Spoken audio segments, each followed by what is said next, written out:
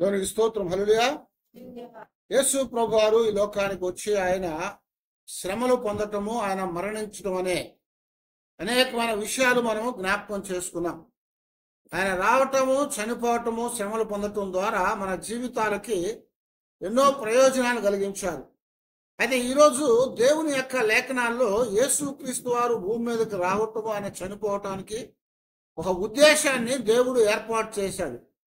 అదేంటంటే ఇక్కడ పౌలు గారు మాట్లాడుతూ ఈ మొదటి కొరింథీయులకు రాసిన పత్రికలో 15 అధ్యాయమందు ఈ 42 నుంచి 46 వచనాల వరకు చక్కటి విషయాన్ని మనం జ్ఞాపకం చేస్తున్నాడు. ఇక్కడ చెప్తున్నాడు కదా, మృతుల పునరుద్ధానం అనేది ఒకటి ఉన్నది. అదేదయ్యా అంటే శరీరము క్షయమైనదిగా విత్తబడిన తర్వాత అక్షయమైనదిగా లేపబడుతుంది, ఘనహీనమైనదిగా విత్తబడి అక్షయమైనదిగా లేపబడుతుంది, బలహీనమైనదిగా విత్తబడి బలమైనదిగా లేపబడుతుంది. ప్రకృతి సంబంధమైన శరీరముగా విత్తబడి ఆత్మ సంబంధమైన శరీరముగా లేపబడును. ప్రకృతి సంబంధమైన శరీరం ఉన్నది గనుక ఆత్మ సంబంధ శరీరం కూడా ఉన్నది. ఇందు విషయమై ఆదాము మొదట మనుష్యుడు జీవించు ప్రాణి ఆయనని రాయబడినది ఉన్నది. కడపటి ఆదాము జీవింపచేయు ఆత్మ ఆయను. ఆత్మ సంబంధమైనది మొదట కలిగినది కాదు, ప్రకృతి సంబంధమైనదే మొదట కలిగినది, తరువాత ఆత్మ సంబంధమైనది అని ఇక్కడ చెప్తా వచ్చాడు. ఎందుకు ఈ మాటలు చెప్తా ఉన్నాడంటే యేసు క్రీస్తు వారు లోకానికి రావాలి, ఆయన చనిపోవాలి. దేని నిమిత్తం అంటే మృతుల పునరుద్ధానం అనేది ఒకటి దేవుడు ఏర్పాటు చేశాడని చెప్తున్నాడు. ఆ యొక్క మృతుల పునరుద్ధానం అనేది ఏంటయ్యా అంటే క్షయమైనది విత్తబడిన తర్వాత అది అక్షయమైనదిగా లేపబడాలట. ఘనహీనమైనది విత్తబడి ఘనమైనదిగా లేపబడాలి, మహిమగలదిగా లేపబడాలి. బలహీనమైనది విత్తబడితే ఏమవుతుందట, బలమైనది లేపబడుతుంది. ప్రకృతి సంబంధమైనది విత్తబడినప్పుడు ఆత్మ సంబంధమైనది లేపబడాలి. అయితే ఇప్పుడు ఏమైందంటే దేవుడు మొదటి మనుషుని చేశాడు. మొదటి మనుషుడు అని మొదటి ఆదామని పిలువబడతా ఉన్నాడు. ఆదామనే పదము అర్థం ఏంటంటే, ఆదామనే పదానికి అర్థం ఏంటంటే మట్టి నుండి వచ్చిన వాడని, ఎర్రని వాడని, డస్ట్ అంటాడు ఇంగ్లీష్లో.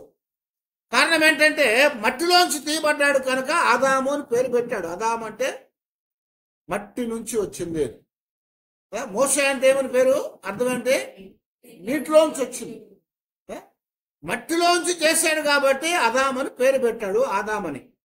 ఇక్కడ దేవుని యొక్క లేఖనాలు మనం చూస్తున్నప్పుడు ఆదాము వచ్చాడు. ఆదాము వచ్చినాక ఏమైందంటే ఆదాము ఎలా సృజించబడ్డాడని ఆది కాండంలో మనకు రాశాడు 2వ అధ్యాయం 7వ వచనంలో.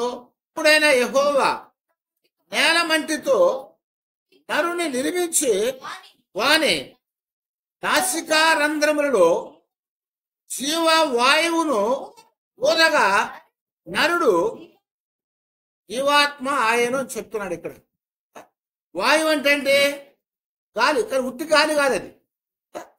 మనం ఊతే వచ్చింది గాలి వస్తుంది, అవునా? మనం ఊదేమనుకోండి గాలి వస్తుంది.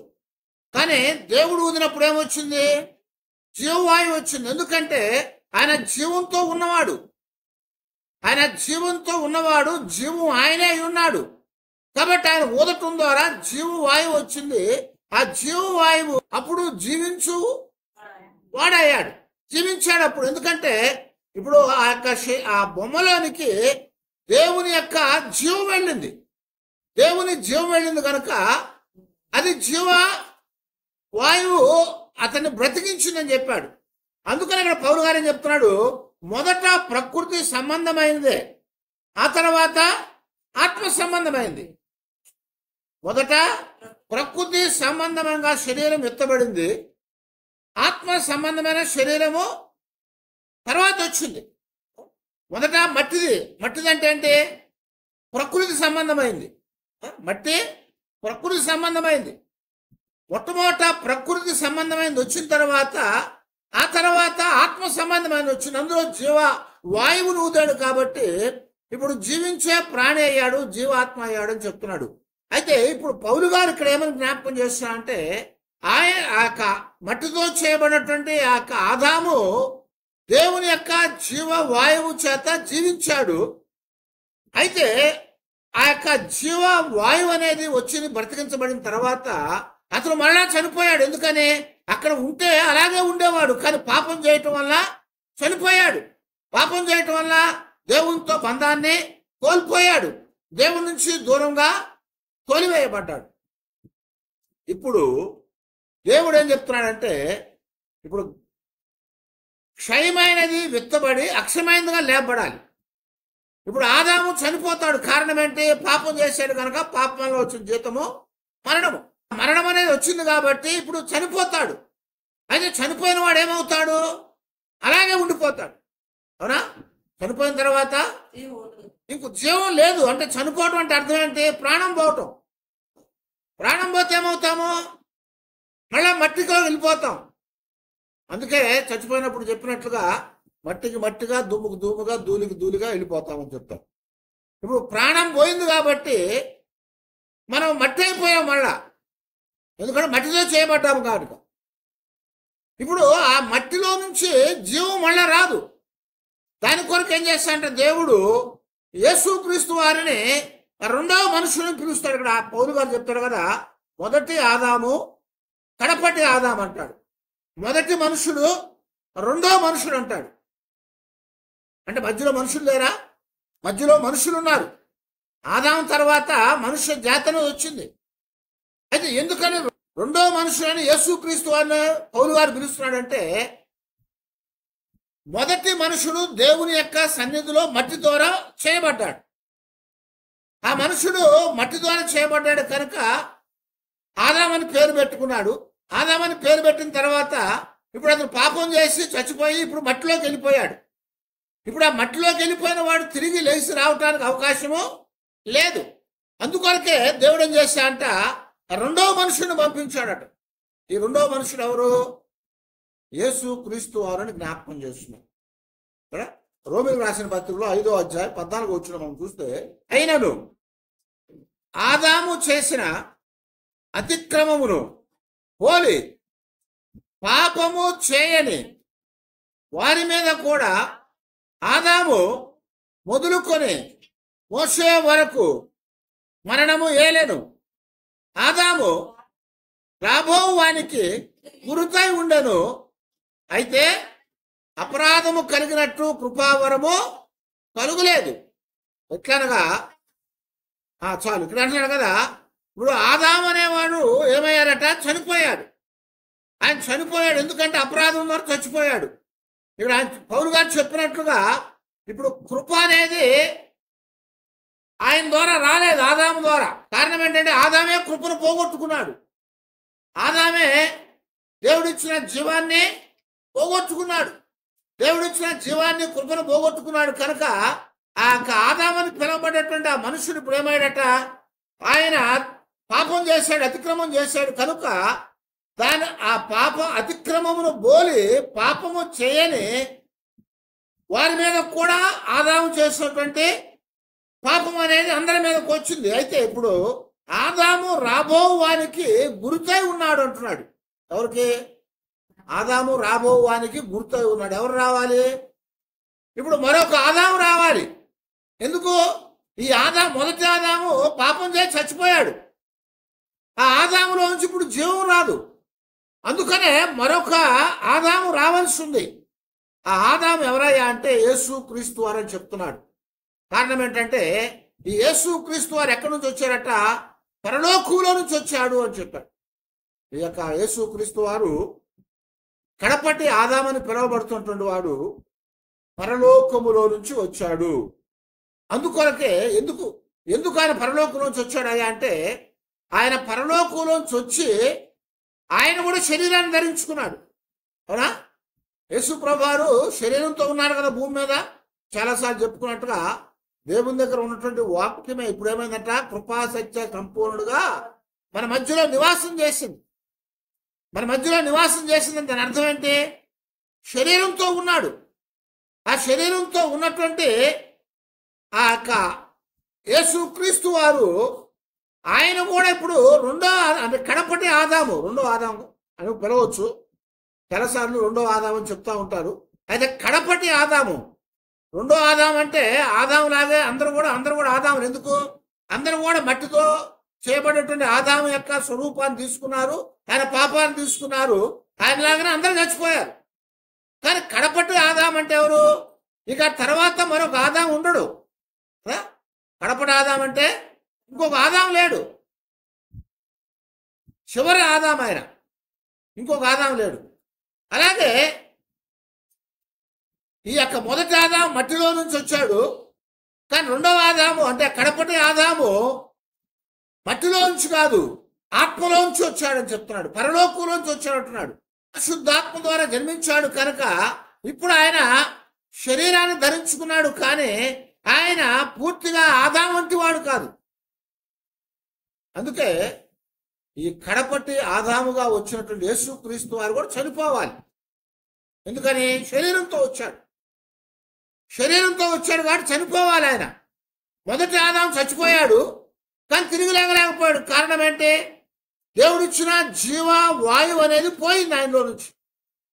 అయితే రెండో కడపటి ఆదాము, ఆఖరి ఆదాము, కడపటి ఆదాము అని పిలువబడ్డటువంటి యేసుక్రీస్తు వారు కూడా మానవుడుగా భూమి మీదకి వచ్చాడు. ఇప్పుడు ఆయన మానవుడుగా భూమి మీదకి వచ్చి ఏం చేయబడ్డాడట? ఆయన కూడా చనిపోయాడు. ఎందుకు చనిపోయాడు? శరీరంతో ఉన్నాడు కనుక. పౌలు చెప్పినట్టుగా ఇదే కొరింథీ పత్రికలో 15వ అధ్యాయంలోనే రక్త మాంసములు పరలోకాన్ని స్వతంత్రించుకోలేవు. ఇప్పుడు రక్తంతో మాంసంతో వచ్చాడు కనుక ప్రభు కూడా ఆయన పరలోకానికి వెళ్ళలేడు. కాబట్టి ఆయన కూడా ఇక్కడ చనిపోవాలి. ఏమని చెప్పాడు? ఇందాక మనం 42వ వచనంలో మనం చదువుకున్నప్పుడు ఏం చెప్తున్నాడు అక్కడ? మృతుల పునరుద్ధానమును అలాగే శరీరము, మృతుల పునరుద్ధానం అలాగే అంటున్నాడు. అయితే ఇక్కడ క్షయమైనదిగా విత్తబడి అక్షయమైనదిగా లేపబడాలి. క్షయమైనదిగా విత్తబడాలి, అక్షయమైనదిగా లేపబడాలి. ఇప్పుడు ఆదాము, మొదటి ఆదాము క్షయమైన వాడుగా ఆయన విత్తబడ్డాడు, కానీ అక్షయమైన వాడుగా లేపబడలేదు కదా. ఆదాము చనిపోయాడు, అలాగే ఉన్నాడు. అయితే ఇప్పుడు అక్షయమైనదిగా లేపబడటానికి క్షయమైనటువంటి శరీరాన్నిగా ధరించుకున్నటువంటి యేసుక్రీస్తు వారు ఆయన చనిపోవాలి. ఆయన చనిపోయి ఆయన పాతిపెట్టబడ్డాడు. క్షయమైనటువంటి శరీరంతో ఆయన కూడా పాతిపెట్టబడ్డాడు కదా. ఆయన చనిపోయినప్పుడు ఎవరు రాశాడు బైబిల్లో? ఆయన శరీరమును అరిమత్తయ్య, యోసేపు, అలాగే నికోదేము, అరిమత్తయ్య, యోసేపు ఇద్దరు కలిసి పిలాతు దగ్గరికి వెళ్ళి ఆ యొక్క ప్రభువారి యొక్క శరీరాన్ని వారికి అప్పగించమని అడిగి తీసుకొని అరిమత్తయ్య కొరకు కొత్తగా తొలిపించుకున్నటువంటి ఆ సమాధిలో ఉంచారు. అరిమత్తయ్య తన కొరకు సమాధి కట్టించుకున్నాడు. ఆ సమాధిలో కొత్తగా తొలిపించుకున్నటువంటి తన సమాధిలో యేసు ప్రభువారిని ఉంచారు, శరీరాన్ని. అంటే శరీరంతోనే విత్తబడ్డాడు ఆయన. మొదటి ఆదాం ఎలాగ శరీరంతో విత్తబడ్డాడో అదే ప్రకారంగా ఈ కడపటి ఆదాం కూడా శరీరంతోనే విత్తబడ్డాడు. అయితే శరీరంతో విత్తబడ్డవాడు మొదటి ఆదాం లాగా అలా ఉండిపోలేదు. ఈ యొక్క కడపటి ఆదాము ఏమయ్యాడట? క్షయమైనటువంటి శరీరంతో విత్తబడి అక్షయమైన శరీరాన్ని ధరించుకున్నాడు. అక్షయమైన శరీరంతో లేపబడెను అని రాస్తాడు. క్షయమైనదిగా విత్తబడ్డాడు కానీ అక్షయమైనదిగా ధరించుకున్నాడు. ఘనహీనమైనదిగా విత్తబడ్డాడు కానీ మహిమ గలదానిగా లేపబడ్డాడు. బలహీనమైన శరీరంతో ఆయన విత్తబడ్డాడు కానీ బలమైన శరీరంతో ఆయన లేపబడ్డాడు. ప్రకృతి సంబంధమైన వాడిగా విత్తబడ్డాడు కానీ ఇప్పుడు ఆత్మ సంబంధమైన శరీరముగా లేపబడ్డాడు అని రాస్తున్నాడు. పాతిపెట్టబడిన శరీరము ప్రకృతి సంబంధమైన శరీరమే, అవునా? ఆయనకి శరీరంలో ఎముకలు ఉన్నాయి, రక్త మాంసాలు ఉన్నాయి, ఆయనకి భావ ద్వేషాలు ఉన్నాయి కదా. ఆయన బాధపడ్డాడు, నవ్వాడు, సంతోషపడ్డాడు, ఆకలి కొన్నాడు, కోప్పడ్డాడు. ఇవన్నీ కూడా భావ ఉద్రేకాలు, భావాలు. అవన్నీ కూడా శరీరంలో ఒక మానవుడికి ఉండేటువంటి భావ ఉద్రేకాలు అంటారు వాటిని. అవన్నీ కూడా యేసు ప్రభు వారిలో ఉన్నాయి. ఆయన కూడా నిద్రపడ్డాడు కదా, ఆయన కూడా నిద్రపోయాడు. ఆయన కూడా అలసిపోయాడు. ఇవన్నీ కూడా మానవుడికి ఉండేటువంటి భావ ఉద్రేకాలు. అవన్నీ కలిగినటువంటి వాడుగానే ఆయన శరీరంతో ఉన్నాడు. అయితే ఆయన శరీరంతో ఉన్నాడే కానీ ఆయన మానవుడుగా వచ్చాడే కానీ ఆయన ఎక్కడి నుంచి వచ్చాడు? పరలోకంలో నుంచి వచ్చాడు. అందుకొరకే యేసు ప్రభువారు ఆయన మనుష్య కుమారుడుగాను దైవ కుమారుడుగా ఆయన పిలువబడ్డాడు.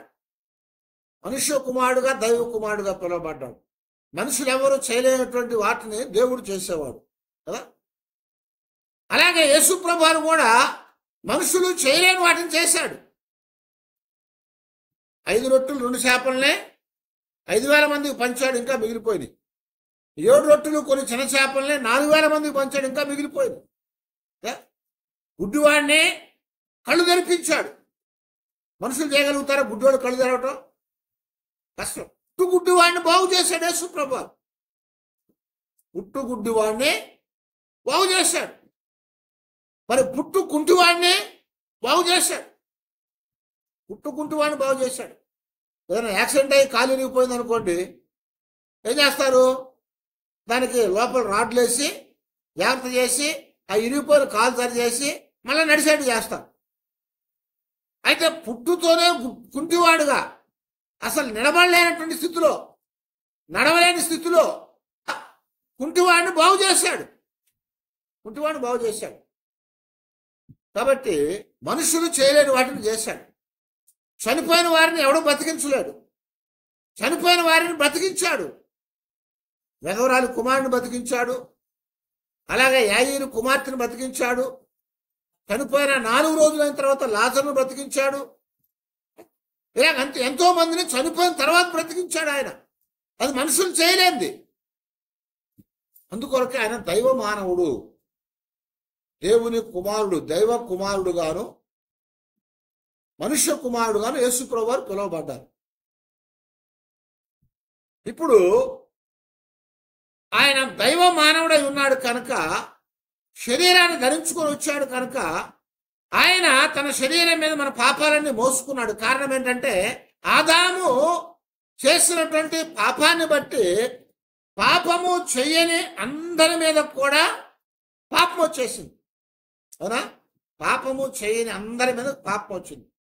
అయితే యేసు క్రీస్తు వారు ఇప్పుడు వచ్చేం చేశారంటే ఆదాము ద్వారా వచ్చిన పాపాన్ని, దాని శాపాన్ని, దాని ఫలితమైనటువంటి ఆ మరణాన్ని తీసివేయటానికి వచ్చాడు కనుక, కడపటి ఆదాముగా వచ్చాడు కనుక ఇప్పుడు ప్రకృతి సంబంధమైన శరీరాన్ని ధరించుకొని ఆయన మనుషులందరి యొక్క పాపాలు ఆయన మీద మోపుకొని ఆయన సిలువకు అప్పగించబడి మరణించి ఆయన పాతిపెట్టబడ్డాడు.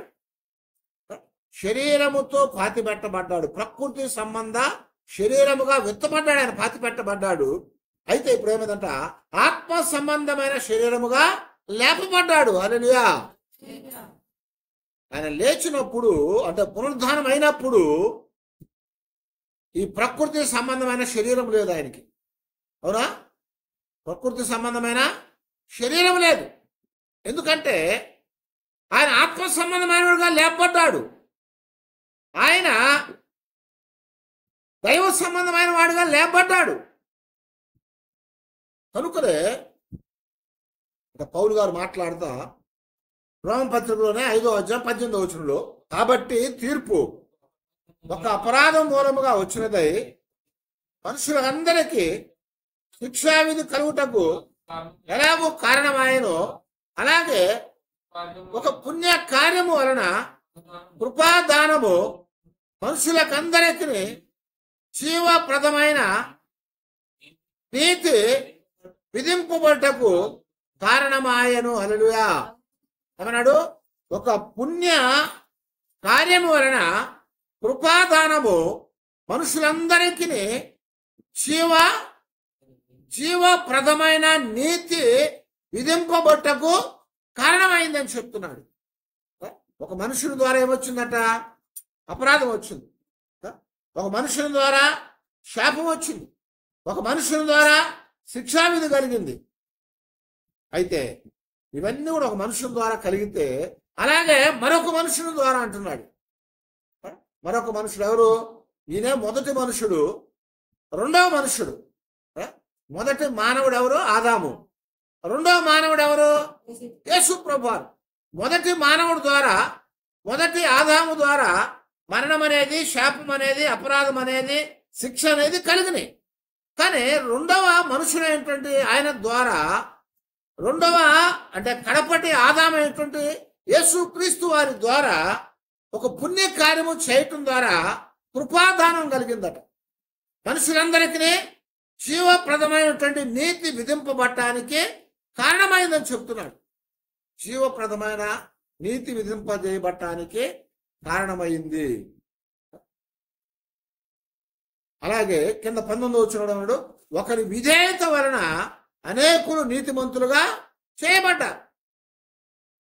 యేసుక్రీస్తు వారు మరి కడపటి ఆదాము, రెండవ మనుష్యులను పిలువబడ్డాడు. కొలసీయులకు రాసిన పత్రికలో మనం చూస్తూ ఉంటే 2వ అధ్యాయము 13, 14, 15 వచనాల్లో, మీరు మృతులై ఉండగా దేవుడు రాత రూపకమైన ఆజ్ఞల వలన మన మీద రుణముగాను మనకు విరోధముగాను ఉండిన పత్రమును మేకులతో సిలువకు కొట్టి దాని మీద చేరాతను తుడిపివేసి మనకు అడ్డము లేకుండా దానిని ఎత్తివేసి మన అపరాధములన్నిటిని క్షమించి ఆయనతో కూడా మిమ్మల్ని జీవింప చేశాను.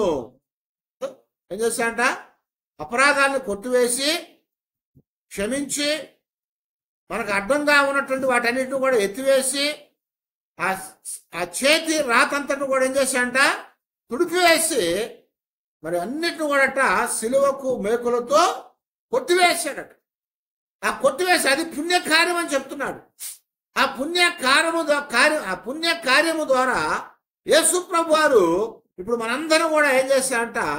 తిరిగి జీవింప చేశాడు ఆయనతో పాటు. మొదటి మానవుడు అయినటువంటి ఆదాము, మొదటి మనుషుడు అయినటువంటి ఆదాము అందరూ కూడా మరణానికి తీసుకెళ్ళిపోయాడు. ఎవరు కూడా పునరుద్ధారణగా లేపబడలేకపోయారు. క్షయమైన దాంతో వెళ్ళి అక్షయతను పొందలేకపోయారు. అయితే యేసు ప్రభు వారు వచ్చి ఆయన కడపటి ఆదాముగా, రెండవ మానవుడుగా ఆయన లోకానికి వచ్చి ఏం చేశాడట? మన మీద ఉన్నటువంటి అన్నిటిని కూడా సిలువకు మేకులతో కొట్టి ఆ చేరాతను తుడిచివేసి అడ్డముగా ఉన్న వాటిని తీసివేసి ఆయన మనలను ఆయనతో పాటు జీవింప చేశాను అని జ్ఞాపకం చేస్తాడు. ఆయనతో పాటు మనల్ని జీవింప చేశాడు. ఎలా జీవింప చేశాడయ్యా అంటే ఆయన ప్రాణాన్ని మనకి అప్పగించాడని చెప్తున్నాడు. ఆయన ప్రాణాన్ని మనకు అప్పగించాడు. అందుకనే ఇదే 1 కొరింథీయులకు రాసిన పత్రికలోనే 15వ అధ్యాయం 22వ వచనం చూడండి. ఆదామునందు అందరూ ఎలాగ మృతి పొందుతున్నారో అలాగుననే క్రీస్తునందు అందరూ బ్రతికింపబడుదురు. ఏమన్నాడు? ఆదాములో అందరూ మృతి పొందారు, కానీ క్రీస్తులో అందరూ కూడా బ్రతికించబడతారట. బ్రతికించబడుదురు. ప్రథమ ఫలము క్రీస్తు.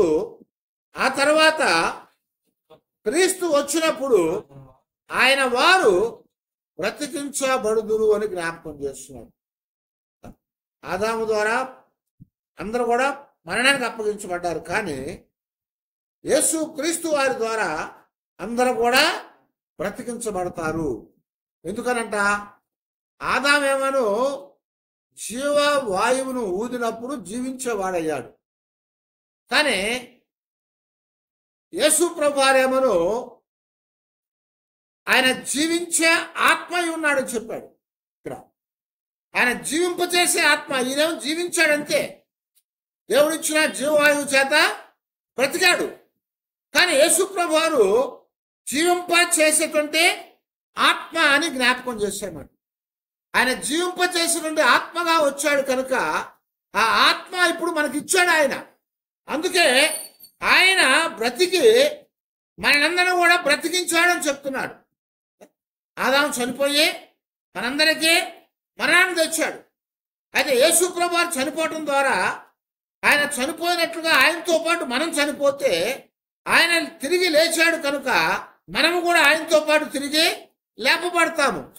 అంటే దాని అర్థం ఏంటంటే ఆయన మనందరం కూడా జీవింపచేసే ఆత్మనిచ్చాడంటున్నాడు. జీవింపచేసే ఆత్మనిచ్చాడు. ఆ జీవింపచేసే ఆత్మని ఇప్పుడు మనకిచ్చాడు కనుక మనం అందరం కూడా మృతులైనప్పటికి కూడా తిరిగి లెగవగలిగినటువంటి వారంగా ఉంటాము అని చెప్పాడు. మనం అందరం కూడా తిరిగి లెగవగలిగిన వారంగా ఉంటాం. అంటే తిరిగి ప్రభువుతో పాటు మనము లేపబడతామని చెప్తున్నాడు. తిరిగి ప్రభువుతో పాటు మనం లేపబడతాము. అయితే ఇక్కడ మనం గమనించినప్పుడు మొదటి ఆదాము, కడపటి ఆదాము, మొదటి మనుష్యుడు, కడపటి మనుష్యుడు, వీరిద్దరి మధ్యలో మరి ఎన్నో తేడాలు ఉన్నాయి. వారిద్దరికి ఒకే పేరు పెట్టబడినప్పటికీ అనేకమైన తేడాలు ఉన్నాయి. ఇద్దరి మధ్యలో భేదాలు ఉన్నాయి. మొదటి మనుషుడు ఏమాడంట, శోధన వచ్చినప్పుడు పాపం చేశాడు. శోధన వచ్చినప్పుడు పాపం చేశాడు. కానీ రెండవ మనుషుడు, రెండవ ఆదాము శోధన కలిగింది కానీ పాపం చేశాడా? పాపం చేయలేదు. శోధన కలిగింది.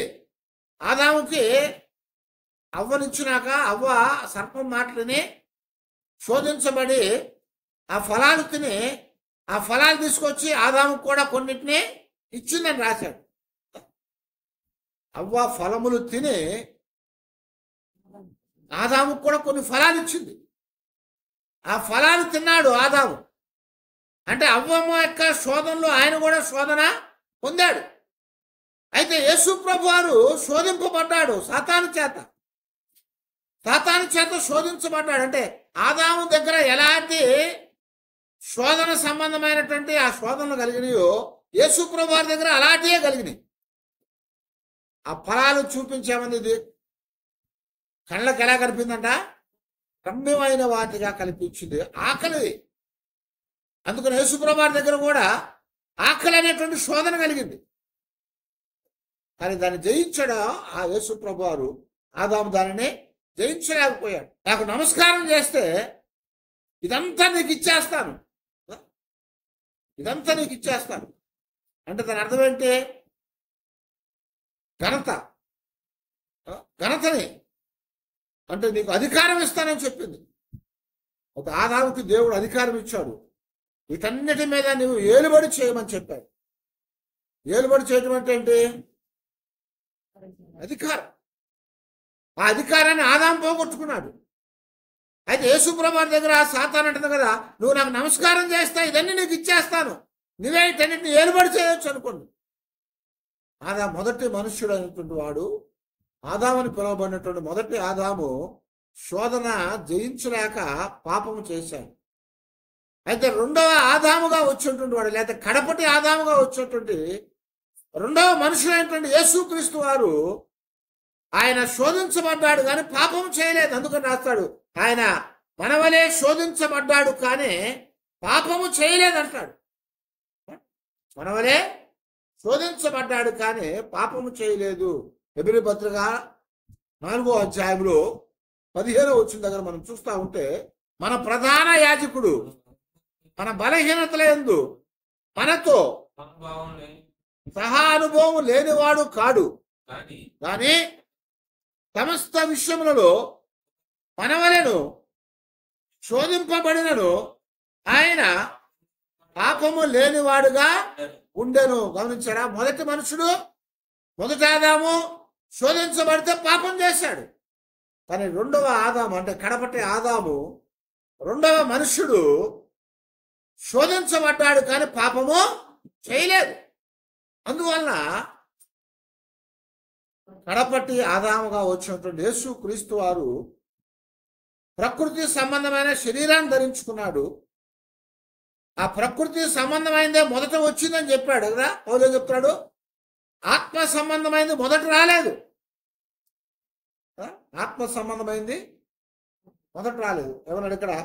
మొదట ప్రకృతి సంబంధమైందే, ఆత్మ సంబంధమైనది మొదట కలిగినది కాదు. ప్రకృతి సంబంధమైనదే మొదట కలిగినది, తరువాత ఆత్మ సంబంధమైంది. మొదటి మనుష్యుడు భూ సంబంధమై మంటి నుండి పుట్టినవాడు.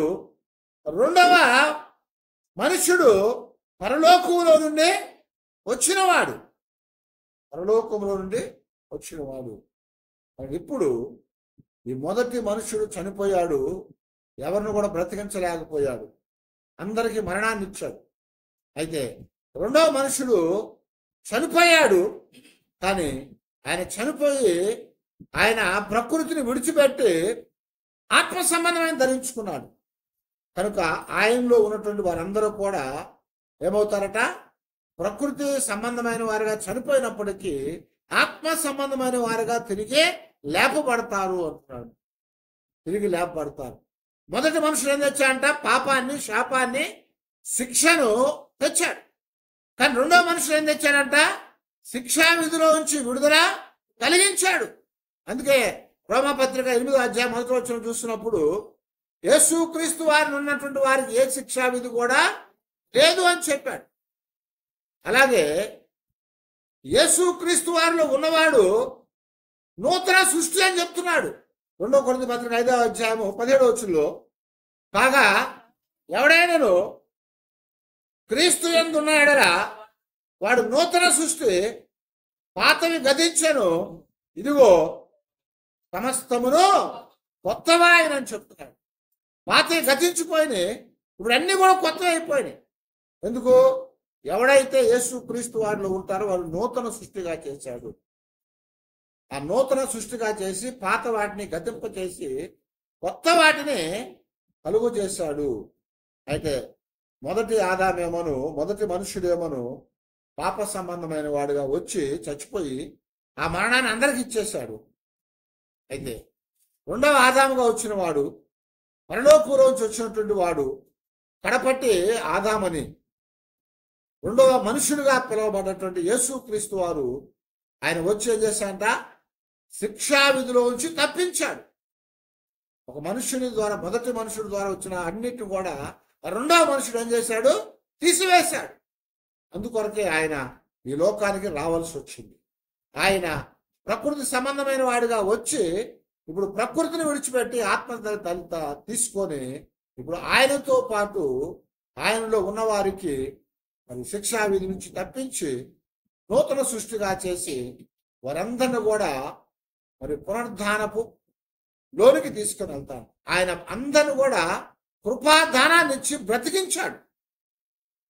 కాబట్టి మొదటి ఆదాము పిల్లలుగా ఉన్న మనము కడపటి ఆదాము పిల్లలుగా చేయబడ్డాము. ఇప్పుడు మొదటి మనుషుడుగా ఉన్నటువంటి వారి పిల్లలము కడపటి మనుషుడు, రెండవ మనుషుడుగా ఉన్నటువంటి యేసుక్రీస్తు వారి పిల్లలుగా చేయబడ్డాము. ఇప్పుడు ప్రకృతి సంబంధంగా వచ్చిన మనమందరం కూడా ఇప్పుడు ఆత్మ సంబంధమైన వారంగా చేయబడ్డాము. ఆత్మ సంబంధమైన వారంగా చేయబడ్డాము. అలాగా ప్రకృతి సంబంధంలోంచి ఆత్మ సంబంధంలోనికి మనల్ని మార్చాలంటే యేసుక్రీస్తు వారు భూమి మీదకి రావాలి, ఆయన చనిపోవాలి, ఆయన పాతి పెట్టబడాలి, ఆయన తిరిగి లెగవాలి. ఆయన లేస్తేనే మనమందరం కూడా లేపబడతాము. ఆయనతో పాటు లేపబడ్డాం కాబట్టి ఆయనతో పాటు పరలోకానికి మనము తీసుకొని పోదాం. అలాగ చేయటానికి ప్రభు వచ్చి చనిపోయి తిరిగి లేచాడు కనుక మనందరికీ పరలోకపు ప్రాప్తిని కలుగు చేశాడు. ఆయన మనుష్య కుమారుడు, అలాగే దైవ కుమారుడు. ఆయన మనుషులుగానే ఉన్నాడు, కానీ దైవ సంబంధమైన అనేకమైన కార్యాలు ఇక్కడ జరిగించాడు కనుక మనల్ని కూడా ఆయన బ్రతికించి మట్టితో ఉన్న ఆదాముకి జీవ వాయువును దేవుడు ఊది బ్రతికించాడు. ఇప్పుడు పాపంలో చనిపోయిన మనందరం కూడా యేసు ప్రభువు ఏం చేశాడంట? ఆయన జీవాత్మనిచ్చాడు. ఇప్పుడు ఆయన ఆత్మనిచ్చి మనల్ని జీవించే మనుషులుగా చేశాడు. అందుకే ఆయన రావలసి, ఆయన సంపడవలసి, ఆయన మరణించవలసి, ఆయన పాతి పట్టబడవలసి, ఆయన తిరిగి లేగవలసి ఉన్నది. కాబట్టి ఆయన లేచాడు కనుక మనం అందరం కూడా లేపబడి ప్రభువుతో సంతోషిస్తాం. ఆ కృపా దేవుడు మనకు అనుగ్రహించినందుకు మనం అందరం కూడా దేవుని దగ్గర ప్రార్థన చేసుకున్నాం. అందరూ తల వంచి ప్రార్థన చేసుకున్నాం.